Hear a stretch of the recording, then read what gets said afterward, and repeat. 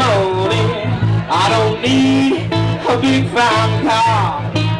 I got everything that a man could want. I got more than I can ask for. Well, and I don't have to run around. I don't. The first time me and Dad were in the same bar, the Marquee Tavern. It was one night at Breakers at Ontario Place. It was the best day of my life. I think they sounded even better than they did when I saw them at the Shamrock 20 years ago. At Barrington, which must be around here. I don't know where it is. Some dive bar in Scarberia. And the other one was when they did the live at Budokan. It was just like, it was the best show ever. They put Cheap Trick to shame, really. In all seriousness, my earliest memory of Midnight Rose is them constantly playing Juicy Fruit. And I would go downstairs and I would listen, but I would get yelled at because it was too loud. And I was pretty young at the time. And it was in like the unfinished basement. And you'd play like hockey at the same time and like fiddle around with a puck while they were jamming. And I don't really remember Phil playing the bass that high, but I guess he did. But anyways, Juicy Fruit's gonna move you. Juicy Fruit, it gets right through you.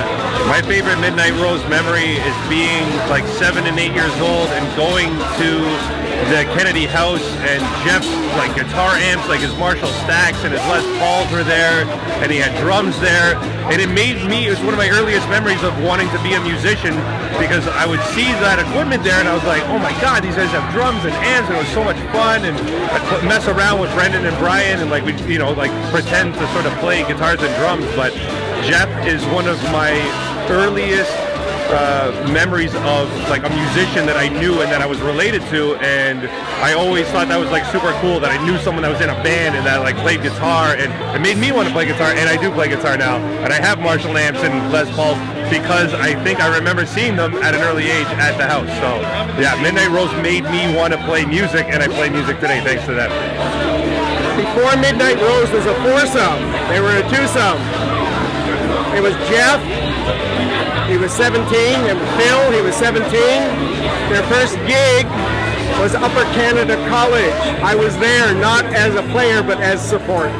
And I've supported the whole band throughout the last God knows how long. Anyway, this is for me, this is fabulous. I just love this. I'm having more fun than they are, I bet. Hey, zipping around in my car the other day, I heard Great I Love, and I got jazzed up thinking, all right, we're going to be at Midnight Rose's reunion, that's going to be awesome. The song came on, it was so great. I cranked up the tunes, I was listening to it, it was fabulous, but then I thought, Jeff sings this song better, and the band plays this song better, and I'm so happy to be here. Happy birthday, love you all. My favorite memory of Midnight Rose when I saw them at the Shamrock, and they just blew my mind. My favorite Midnight Rose memory is seeing them play at the Shamrock Hotel in Toronto, East End, at Gerard and Coxwell. And why was that so memorable? Because there was 20 people there and we were all family. Midnight Rose is my favorite band of all time, and the best, my most favorite song ever, Knocking on Heaven's Door, and nobody does it better than Jeff. I love you, happy birthday. April during the busy tax season, and I learned I could do taxi-tons and listen to knocking on my door over and over again and still get through those taxi-tons. I wanted to go to all of Jeff's gigs, all of the Midnight Rose gigs, and I had to drag my friend along with me. And we were on the Highway 400, we were going to some gig, and what happened? The car broke down, I can't remember if there was no brakes, we went down the hill, ended up at a truck stop.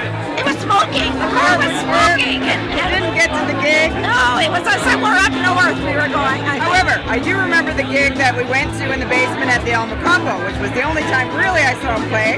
And their first song had the F word in it, and his mom said, oh, I really don't like when he says those words in his songs. And I thought, well, that can't bode well, that's the first song. I mean, geez, you're already swearing we gotta get out of here on the first song, not even the first set. Anyway, congrats guys on your 20 years, looking forward to the next. I remember a particular gig. It was up in Elmira, near Kitchener, I guess so. And they were playing, I don't know, the first or second set. And then when they went on intermission, on the big screen, CNN. It was all about the OJ thing. OJ, they were playing a gig the night that OJ was in the white Bronco going down the LA freeway. Hence, we got a different version of Radar Love.